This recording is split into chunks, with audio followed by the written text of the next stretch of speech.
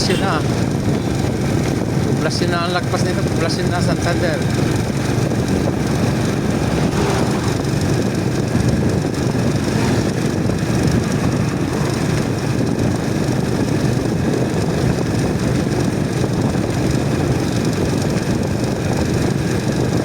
Makita kayo dito ng malaki na bahay.